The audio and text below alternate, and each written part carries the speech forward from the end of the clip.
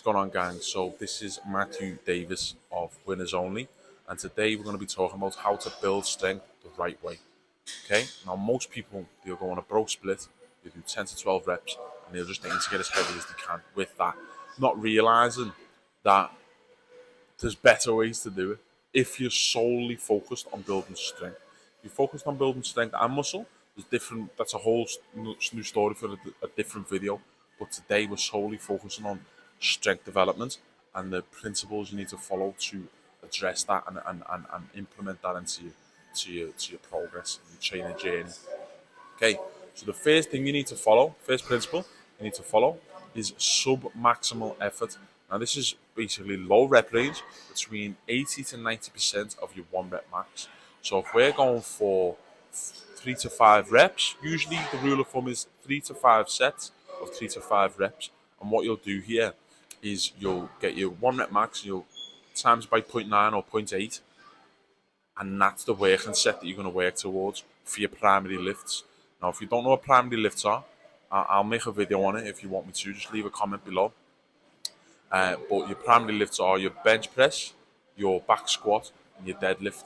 Usually, your primary exercises will be compound lifts that are incorporated within those sort of movement patterns. The press, the horizontal press, you can call it a vertical pull or a hip hinge pattern, and a squat pattern. Okay, so submaximal effort, compound lifts. What comes after that? Then you start working on progressive overload. Okay, so this is where you're increasing the overall tension throughout each set by increasing the weight incrementally. Okay, now from there, once you start developing and noticing that you are able to go from 90 kilograms to 92.5 kilograms and then 95 kilograms, all of a sudden, as time goes on, you see a progressive overload in your overall volume, and you're able to lift heavier for the same amount of reps that you've worked on. Okay? And when you do hit them sticking points, there's 2 ways you can address it. And really, you should incorporate both of them. Okay? Because when you are going on your strength training, you are eventually going to hit a plateau. You're going to hit your so-called limit. Okay? Now, from there, what you do is you sit there and you say to yourself, okay, how am I going to address this? There's 2 ways. The first one is to get a spot. That's a great option. If you haven't got a spot for your bench press or your back squat, then you're missing out on a lot of progress in this strength. Okay, that's a big thing. Now, when it comes to everything else, you've got to sit there and look at the sticking points of the workout itself, of the exercise itself. Where are you getting stuck?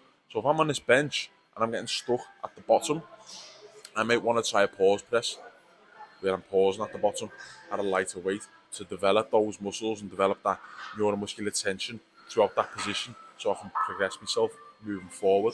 That's a lot of the times people can struggle with that. Another option could be to look into an exercise for a lockout. So you're struggling at the lockout, and you sit there and you go, okay, I'm going to develop my triceps, and all of a sudden your bench goes up by 20 kilograms. There's different ways and different things to address that, as a result, help progress your strength. Okay, one thing with squats, again, hip mobility, glute strength for your hinge pattern, things like this, hamstring strength, lower back strength.